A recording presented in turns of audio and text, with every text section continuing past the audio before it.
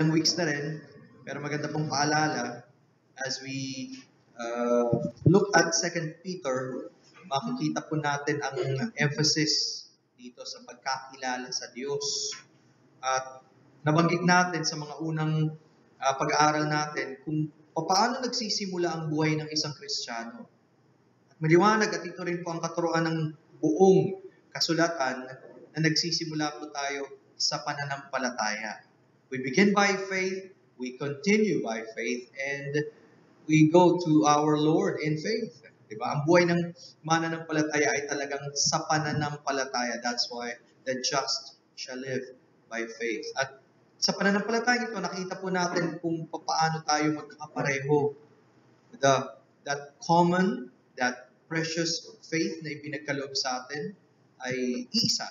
And so we have something na dapat nating ipagpasalamat sa Panginoon. Iba-iba man ang ating kalagayan, iba-iba man ang ating backgrounds, pero iisang ating Diyos, ang ating Panginoon, ang pananampalatayang kanyang ipinagkaloob. At ibinigay niya itong pananampalatayang ito sa kanyang kapangyarihan. Kaya yung pananampalatayang yun ay makapangyarihan din.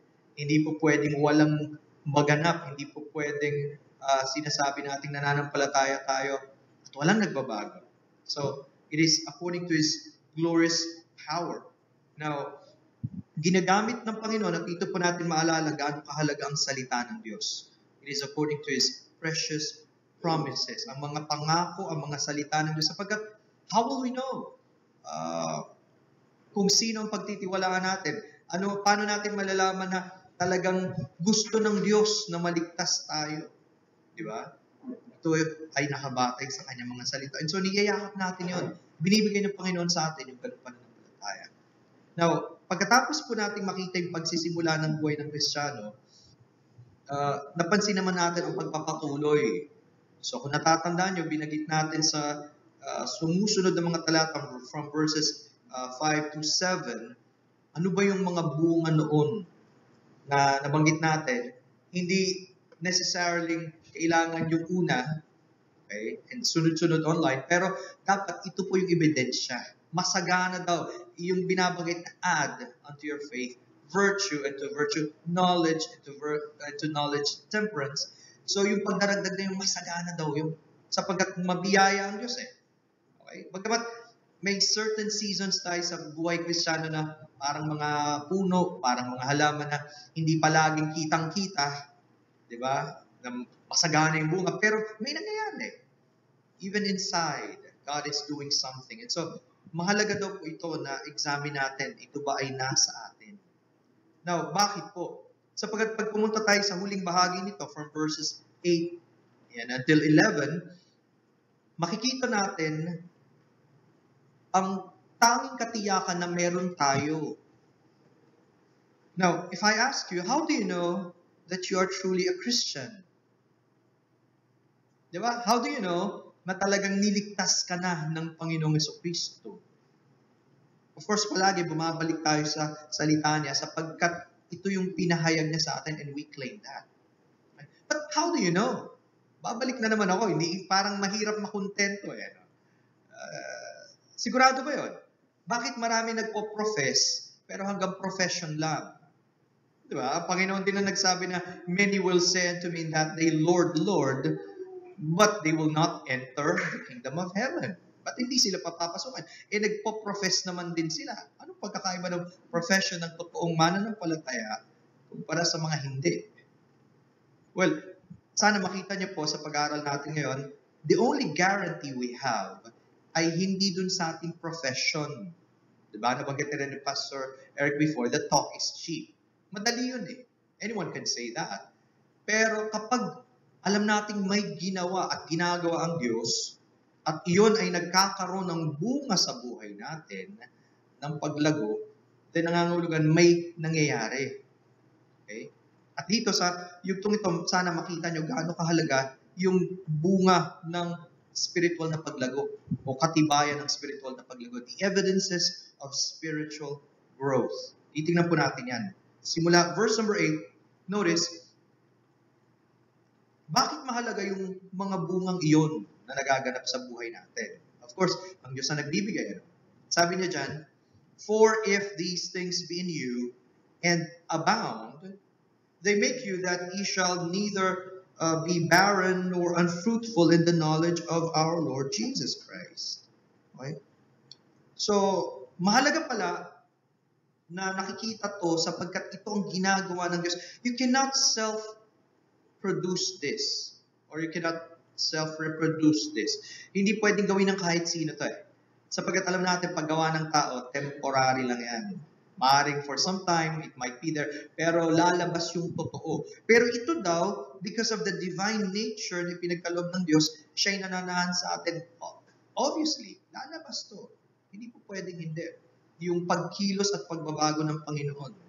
And so, makikita po natin from verse number 8, ang unang patunay na tayo po'y lumalago sa ating pananampalataya dahil may buhay ay yung pagbubunga, fruitfulness. Coming again from the previous verses. Yun ang connection nila. Pag ito daw mga bagay na ito ay nasa atin. So dapat mayroon. Una yung buhay, bago yung bunga. Now, notice, hindi lang pala sapat na nasa atin, bagamat dapat nasa atin, pero dapat daw sumasagana. And so, there will be something in the Christian that will make him to be discontent. Diba? Magkakaroon ka ng parang, of course, we are content in God, pero sa sarili natin, alam mo, may kulang pa. Hindi pa tayo tapos. At hindi pa tapos ang Diyos sa atin. And so, He wants us to grow more. We want to see more of God's working and evidences of His working. So, dito pinapakita yon yung pagbubungang ito. So, pasinin niyo po, inilagay niya kasi doon sa positive para makita din natin yung contrast of the negative. Kung nasa atin ang mga bagay na ito, di merong wala. Okay? Kung nasa atin to, may bagay na hindi totoo. Pero pag nilagay natin on the opposite side, kapag wala ito, nangangahulugan yung dapat na wala, yun ang magiging evident. At yun po ang medyo kailangan na makita natin. So, yung binabanggit na if these things be in you, meaning yours, something belonging to you, a rightful possession. So dahil nga ang Diyos ay nasa atin at ito yung bunga na inilalagay niya, talagang iyo. You can claim it as yours, binigay ng Panginoon. He shall neither be barren. Ang maiisip agad natin siguro pag sinabing barren, okay, siguro, yung may mga times na tinatranslate sa Bible, bao, barren. Diba? Or pag sa desert, barren desert, dry. Okay? Pero ang salitang ito came from, well, a word, actually pinagdugtong sila. Ergon, meaning work. Pero dinigtungan siya ng article na or alpha, which means not, or the negative. So, without work, walang ginagawa. Ibig sabihin, kapag nasa iyo ang bungang na to, hindi pwede na walang nangyayari. Pero kapag walang nangyayari, nangangahulugan, wala sa iyo mga bunga. And so, kaya tamang another word na ginamit sa barren is the word idle. Pag inisip niyo yung taong idle, walang ginagawa. Another word na malapit dito is the word ineffective. Okay? Maring andyan, pero walang nangyayari. Ineffective. Now, ito nga po yun. Ang tao daw na wala sa kanya ang mga bagay na ito, yung mga bungang ito, kahit may alam siya. And how many Christians know many things about God and the Bible? Pero ang problema ganito, his knowledge about God and his knowledge about the Lord Jesus Christ does not produce any practical thing. Walang nagagawa para sa kanyang buhay. Para bang disconnected. Kaya tuloy, maraming Christians ang tingin, yung pag-aaral separate from or everyday life. Pero, paano mo magagawa yung sinasabi ng Panginoon if you don't know it in the first place? Kaya hindi pwedeng disconnected eh. See? And we don't just learn on Sundays, we don't just learn on prayer meetings, we learn daily from God. Yun. Yung pagkatuto na gusto ng Diyos habang natututunan natin ang salita niya, nakikilala natin siya, we begin to see everything sakop nito sa ating pang-araw-araw na buhay. Yun ang masarap doon kapag nagiging yung knowledge of God and of the Bible becomes a practical thing. Totoo ba sa buhay natin yun? Diba? Nagagamit ba natin yung mga natututunan natin from the Word of God when we make decisions, when we deal with people, yung mga araw-araw natin ginagawa, and then papaalala ng mga, oops, dapat pala hindi ko nasabi ito. Ganun ba ka-practical ang salita ng Diyos para sa atin? So tingnan nyo, no? Dinidistinguish yung dalawang klase ng tao. Yung para sa kanya, masaya to sapagkat nagagamit niya eh. Di ba? Masarap naman yun. Pag yung alam mo, nagagamit mo, at wala siguro pinaka-sayang na bagay, kundi yung natutunan mo pero hindi mo magamit-gamit. And how many people are like that? See? So kaya pinapaalala niya to.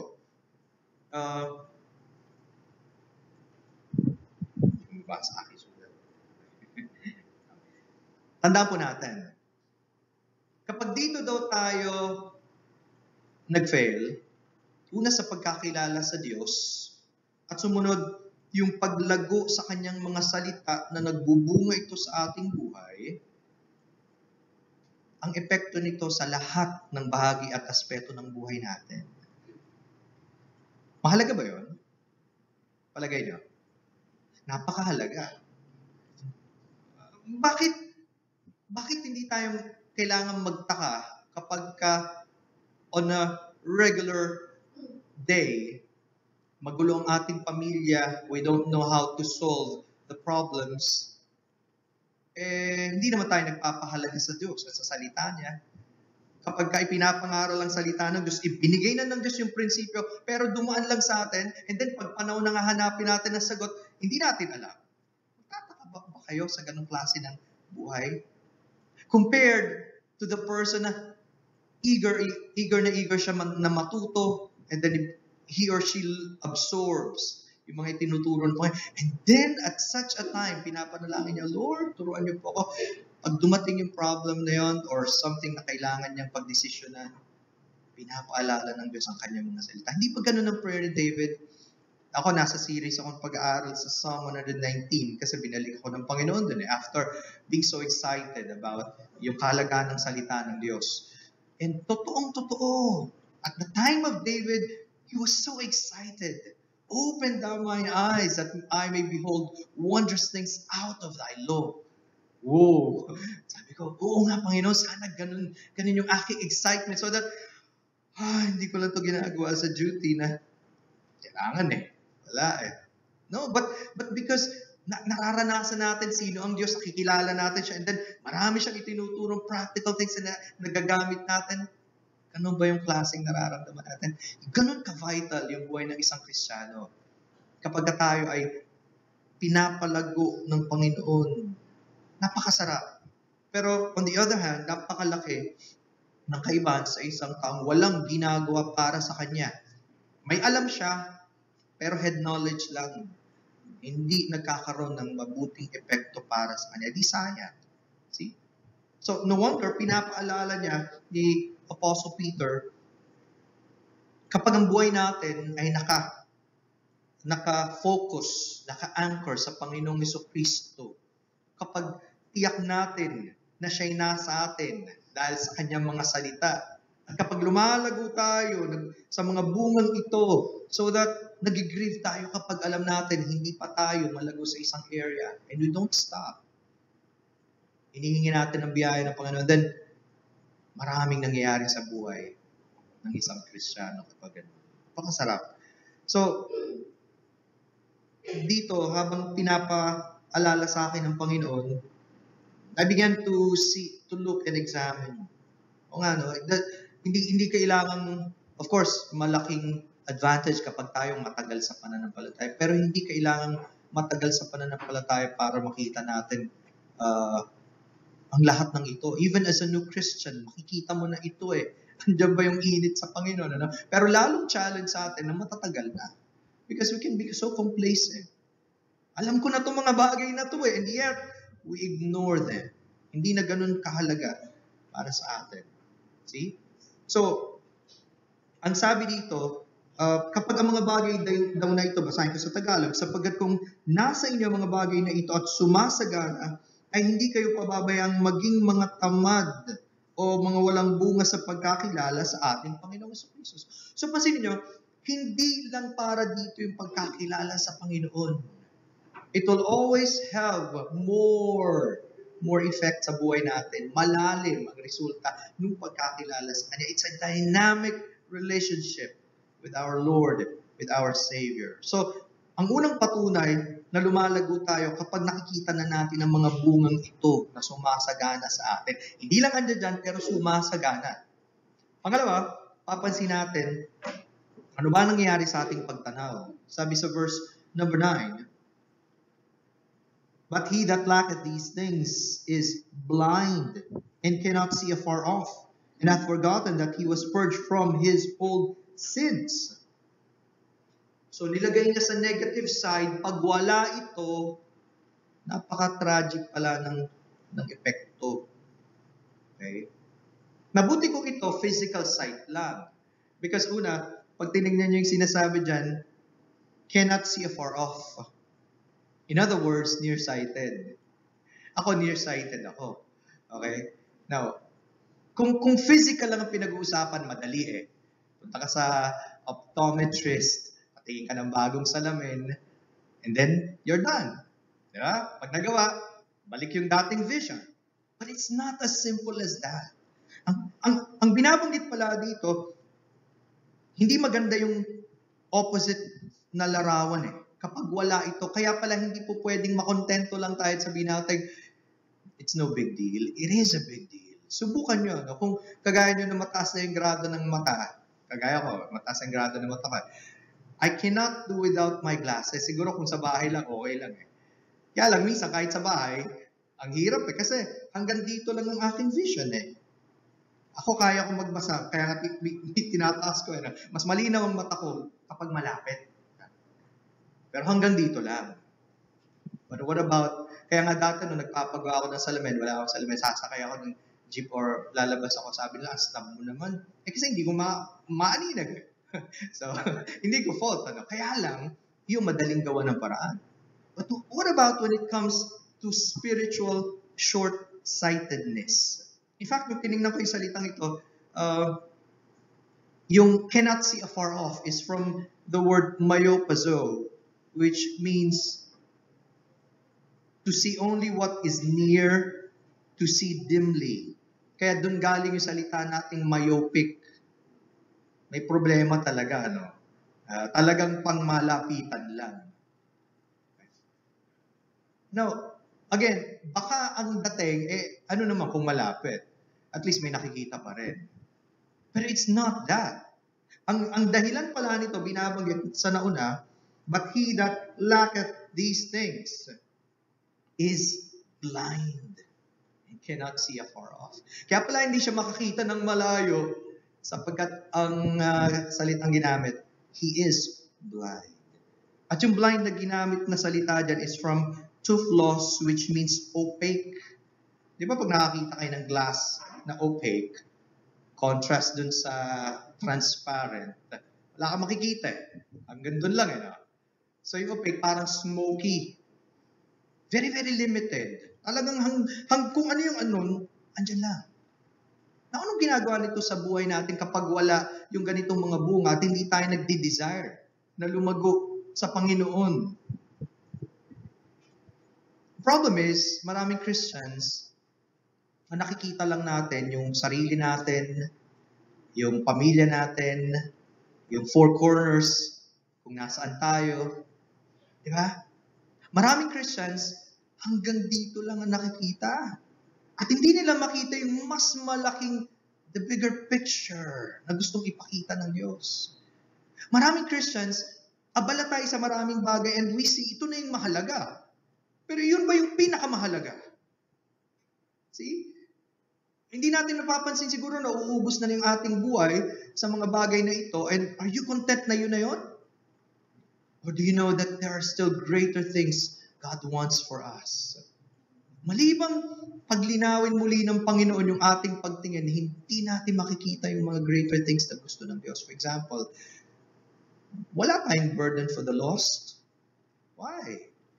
Kasi nga, hindi naman natin nakikitang kailangan nila ang Panginoon. So, we won't even try to pray or even reach out. Okay? Or, we would be satisfied sa nangyayari sa ating church. Maganda, binibless tayo na pa. Pero you won't have a desire to do more for God in your own way, in your own capacity, gaya sa pagkilos ng Diyos sa buhay natin.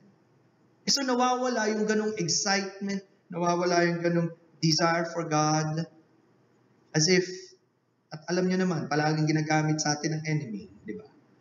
Para tayo maging self-satisfied, para tayo maging kontento na, not to run the race with vigor, with energy. In fact, nalala ko tuloy sa Revelation 3:17. Tandaan yung Church of Laodicea. Sila yung mayamang iglesia. Sila yung pinagpala in many sense. Makikita mo di ba? Physically, kung tingin mo, wow! Pero sila pa rin ang sinabihan ng Panginoon, ang katotohanan, you are wretched, miserable, poor, blind, and naked. Whoa!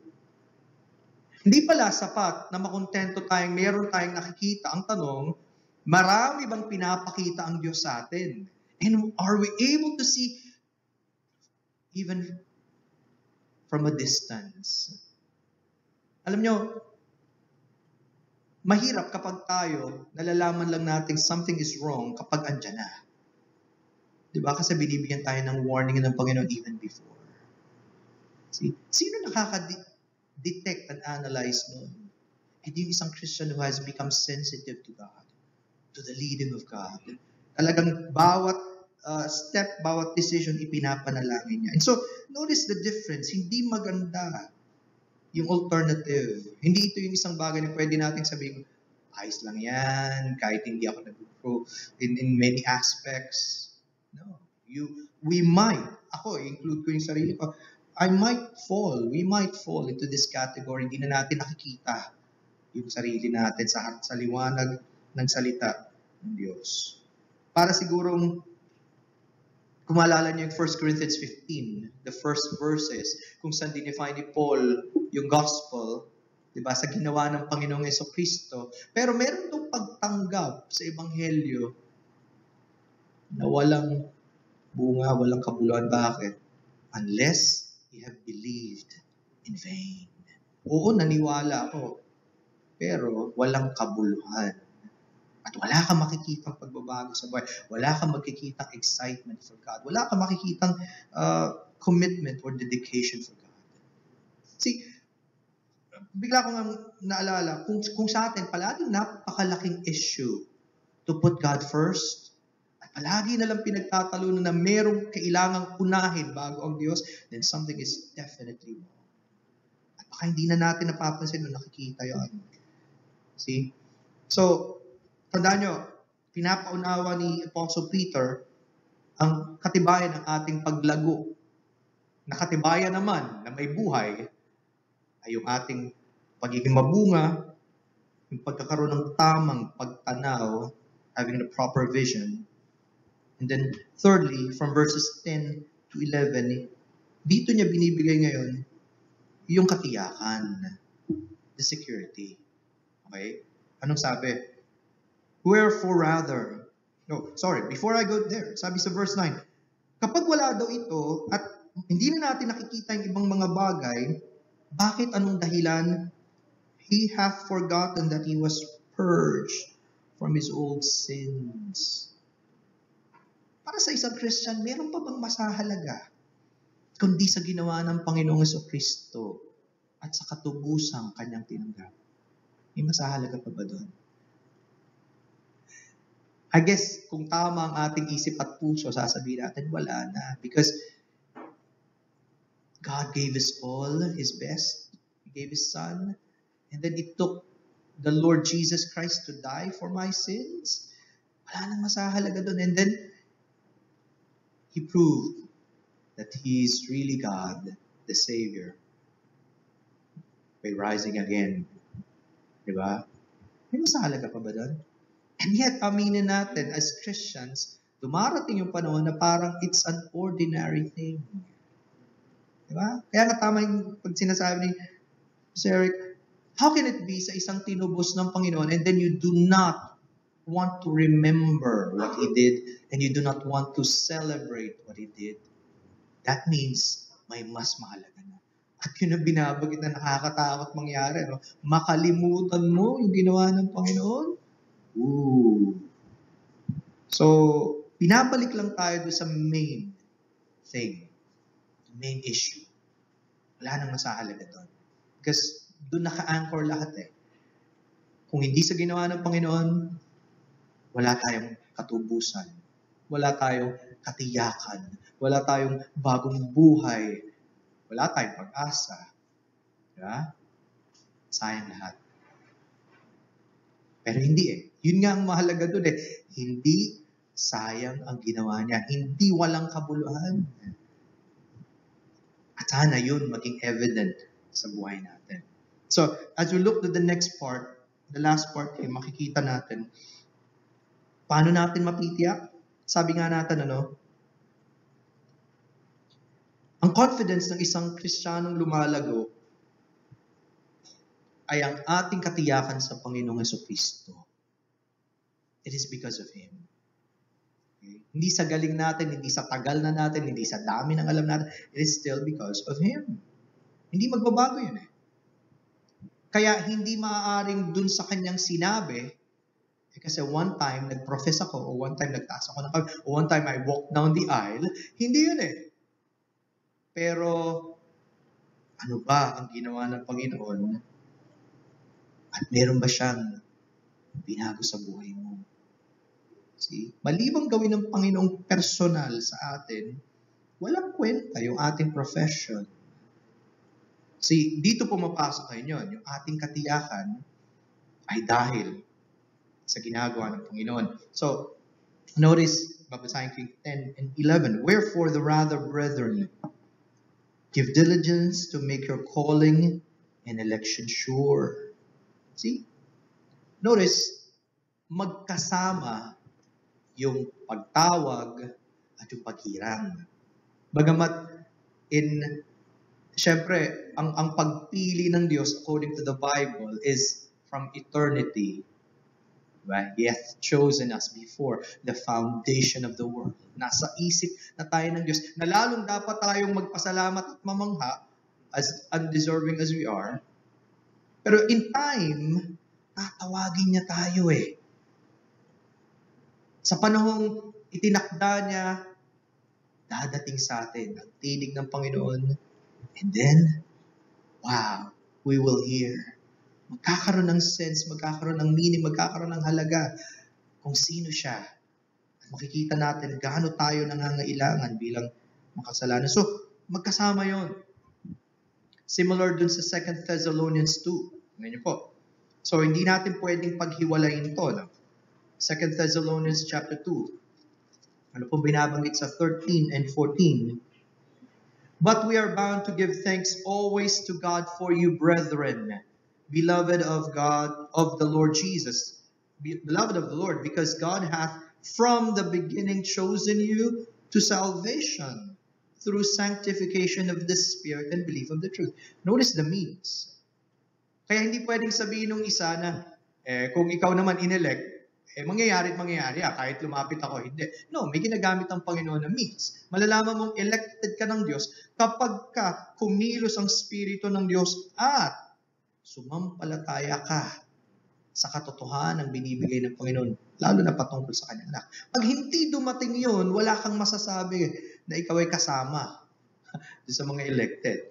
Diba? Diba marami mga tao sabihin nila, ay alam ko naman, all things work together for good. Ang daming sinasabi niya na para bang pampalubag loob. Parang sasabihin lang, ay, kahit na ganito nangyari, basta all things work together. Pero hindi nila alam, to those who love God, to those who are called according to His purpose, hindi para sa lahat. It's not a blanket statement. At ito yun. Kung wala kang natatandaan at walang naganap sa buhay mo na tinawag ka ng Panginoon at alam mo na kumilos ang banal na Espiritu sa iyo in a powerful way para ipaalam niya ang iyong pagiging makasalanan at ang pangangailangan mo sa tagapagligtas, wala kang pwedeng balikan at wala kang pwedeng maging pag-asa. Kaya tama naman yung sabi ng isang author, di naman natin pwedeng ipangaral sa mga unbelievers about election sapagkat ang kailangan nila is the gospel. Pero once you know at nakilala mo ang Panginoong Jesucristo through the gospel, you would know kasama ka doon sa elected. At yun yung pwede natin panghawakan. Sabi dun sa verse number 14, whereunto He called you by our gospel to the obtaining of the glory of our Lord Jesus Christ. Doon nalulugod ang Panginoon. Kaya siya dumating to save the lost at kapag tumawag siya ng makasalanan at lumapit ka sa Kanya at nagsisi ka ng kasalanan para sa Kanyang kaluguran.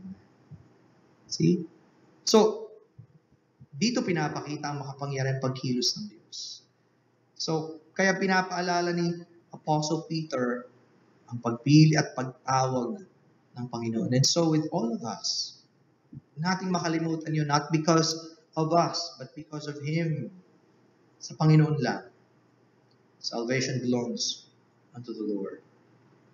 Kapag ganun daw ang nangyari, edi, eto ang susunod, pansinin niyo. Ang isang elected ng Panginoon at tinawag ng Panginoon ay hindi gagamitin na excuse. Dahil ang Diyos ang gumagawa na wala na tayong gagawin. Okay? That's the other extreme part. May mga tinatawag na hyper Calvinists so that they claim it's all of God. Totoo naman, it's all of God.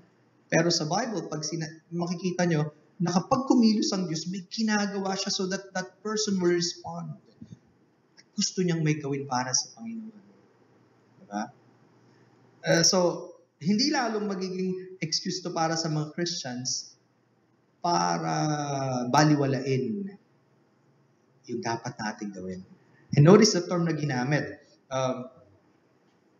Wherefore, the rather, brethren, give diligence to make your calling and election sure. As a warning, dahil nga hindi lahat ay may ganoong bunga, hindi lahat ay totoong nagpapakita ng evidence ng pagkilos ng Diyos, mas maganda pang tiyakin.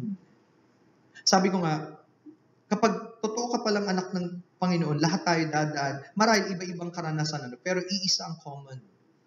Madadaanin tayo ng Diyos sa mga pagsubok para subukin yung pananampalataya. It will be a test of faith.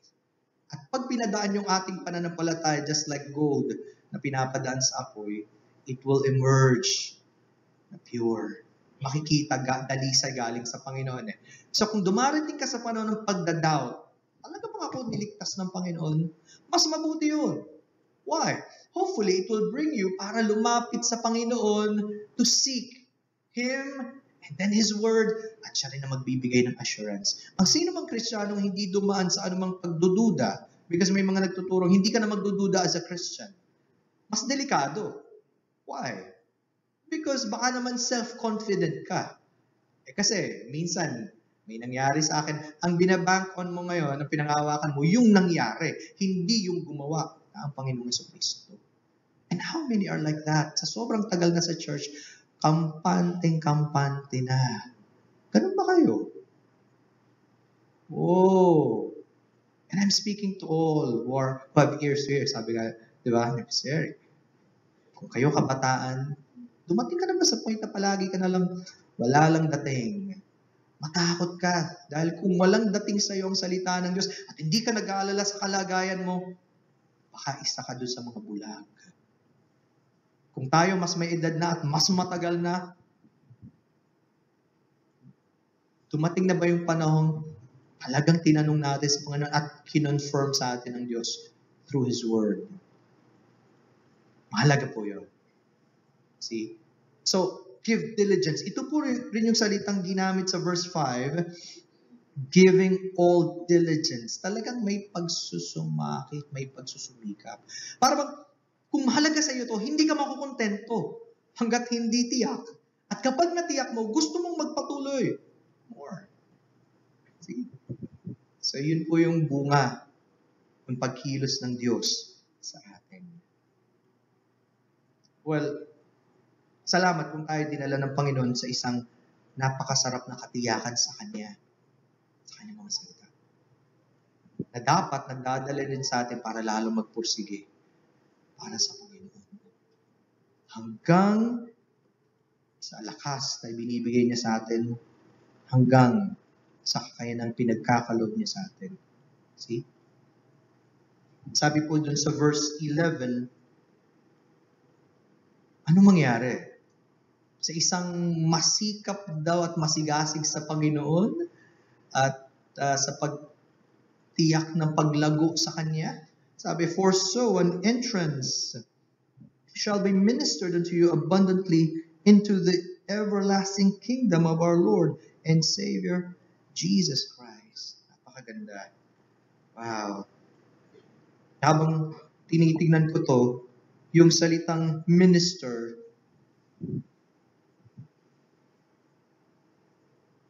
ito po ay nanggaling dun sa term, kasi in the olden times, kapag merong gustong magpakanta ng talagang magarbo, talagang in a great occasion, mag-gather silang napakalaking choir. At para masuportahan yung choir, maraming kailangan eh. Kailangan may magfa-fund. At hindi mura, hindi ang gastos. Kumbaga, talagang magarbo, grande. And so later, the meaning came to mean to be lavish. To make lavish provision. Talagang masagana, umaapaw, hindi tinitipid. Anong sinasabi? So, pansinin nyo, from verse 5, tayo daw dapat, we should be lavish, masagana. Pagdating sa Diyos at sa mga bagay ng Diyos, di ba nakakalungkot pag ang Kristiyano sa ibang bagay all out, pero pagdating sa Diyos, tipid na tipid? Not so. Hindi pwede. Because wala nang higit pa sa ating Panginoon. So, kapag kinonect natin ngayon from verse 5 hanggang sa verse 11, ang mga talaga namang nagpupursige sa Panginoon, talaga namang nasasabik sa Panginoon, at hindi binibitawan yung kanilang pananampalataya sa Panginoon, at nagbubunga sa Panginoon, at maraming gustong magawa sa Panginoon. Wow! Sila rin yung mga Christians to whom God would prepare a lavish preparation. Yun yung binabagit na term na into His everlasting kingdom. Okay?